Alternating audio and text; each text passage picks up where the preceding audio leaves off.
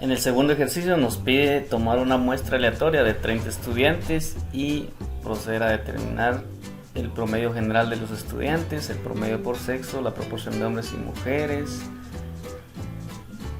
estimar cuántos ganan y cuántos pierden de la población total. Es decir, los mismos valores o las mismas variables que hemos determinado para el caso censal nos pide estimarlos para una muestra aleatoria. La intención es ver cómo varían estos resultados a la hora de tomar una muestra de 30 estudiantes, que tanto se van a asemejar o estos datos van a ser representativos para compararlos con los datos de la población total. En el tercer caso nos pide tomar igual una muestra de 30 estudiantes, pero de una forma sistemática. Entonces, la intención es comparar cómo es que los valores van a cambiar de acuerdo a la forma en que estemos tomando los datos.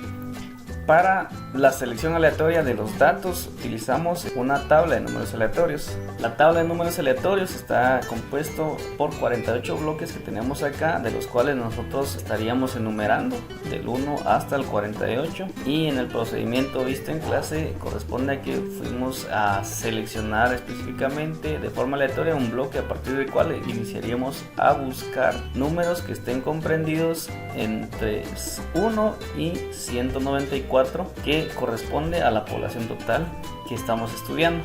Entonces el procedimiento seleccionado es buscar en cada uno de los bloques tomando los primeros 3 dígitos de cada fila para ir seleccionando aquellos valores que estén comprendidos entre el rango de 1 y 194.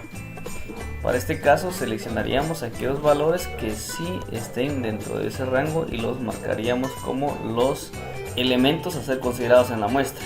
En este bloque número 30, por ejemplo, tenemos el 141. En el segundo bloque no tenemos un valor comprendido dentro de ese rango.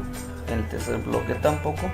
Y así vamos agotando hasta encontrar valores comprendidos entre 1 y 194.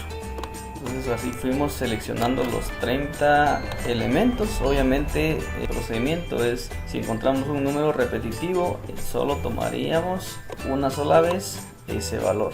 Entonces si encontramos un número que ya hemos encontrado previamente, ya no lo consideraríamos. Entonces agotamos el procedimiento de esta forma hasta seleccionar los 30 elementos a considerar en la muestra aleatoria. Entonces vamos y agotamos el procedimiento hasta tener un total de 30 datos, y esos se constituirán como la muestra para determinar esos valores que nos pide en el procedimiento. Entonces agotamos el procedimiento hasta llegar al bloque número 48, y si no hemos completado los 30 datos que nos pide la muestra, empezamos en el bloque número 1 con el procedimiento hasta agotar los 30 elementos. Cuando ya hemos seleccionado los 30 elementos, lo que procede es a buscar esos elementos, esos números dentro de la tabla total de datos. Por ejemplo, el número 141 lo buscamos y lo vamos marcando. Lo marcamos como un elemento considerado para la muestra. El otro elemento considerado es el 119, 151, 151 lo vamos a marcar. Y de esta forma marcamos todos los elementos que hemos encontrado que estén dentro del rango indicado hasta agotar los 30 elementos. Entonces el procedimiento posterior, lo que hicimos fue filtrar los valores por color, marcando únicamente los que fueron seleccionados. Obviamente acá tuvimos que haber seleccionado 30 elementos. Lo que hicimos fue copiar dichos elementos y lo pegamos acá donde dice muestra aleatoria, para tener acá ya únicamente los valores considerados en la muestra aleatoria. Entonces de esta forma, si miramos acá, tenemos 30 elementos seleccionados de forma aleatoria y que van a ser objeto de análisis para crear nuevamente la tabla dinámica. Si queremos, por ejemplo, definir nuevamente la columna de resultados para no volver a escribir el procedimiento, la fórmula, podemos copiar la fórmula en la tabla anterior y simplemente escribimos el encabezado y ya tenemos considerado dichos valores. Vamos acá modificamos la fórmula. La referencia de la fórmula es D2 para actualizar la fórmula y que la fórmula esté de acuerdo a la referencia de celda que le corresponde. Entonces acá ya tenemos el resultado. Lo que procede entonces es nuevamente insertar la tabla dinámica como el procedimiento que vimos anteriormente. Entonces acá hacemos el mismo procedimiento, filtramos por sexo, nota final. Aquí lo que hicimos fue obtener el promedio, luego lo que hicimos fue el recuento, cuántos hay por sexo. Obviamente acá los datos, ya que fueron tomados de una muestra, tendrían que ser en su totalidad 30 elementos. Y lo que nos interesaría es la proporcionalidad, cómo esta proporcionalidad cambiaría.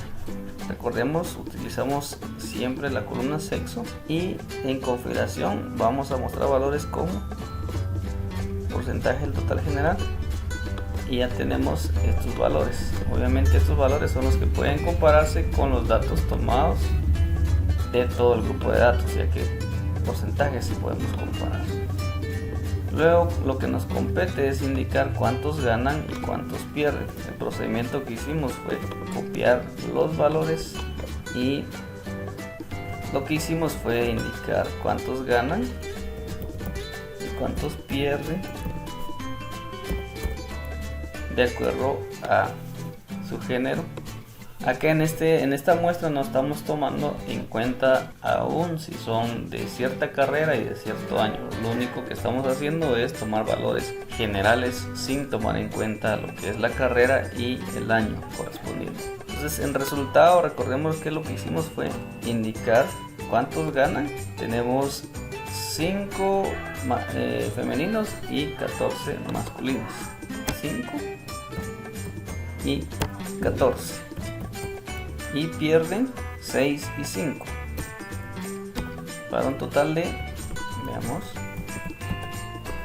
30 elementos. Con esto entonces hemos completado la respuesta a la tabla, y la intención acá es de que nosotros podamos visualizar cómo es de que, tomando los datos a través de un procedimiento de censo, nuestros resultados pueden variar. Entonces acá, por ejemplo, si hablamos de proporcionalidad de cuántos ganan, podemos incluso estimar la proporcionalidad de cuántos ganan por género y cuántos pierden, y ver si esa misma proporcionalidad se refleja a la hora de evaluar los datos de forma censal. Lo mismo podríamos trabajar con el análisis de los valores de la nota promedio. Si este valor es semejante, estos valores son semejantes a los obtenidos a través del procedimiento de analizar los datos con censo, y estos son los resultados. Entonces acá, por ejemplo, el promedio femenino es 70-41, masculino 68-02. Con una muestra aleatoria tenemos de que el género femenino tiene menor promedio que el masculino, y en el censo vemos de que el género femenino tiene mayor promedio que el masculino. Entonces los datos, siempre y cuando vayamos a tomar un número considerable de datos y a través de un procedimiento, podemos validar estos datos como representativos de la población. De lo contrario, estos valores sí representan los resultados, pero únicamente resultados para la muestra de 30 elementos evaluados.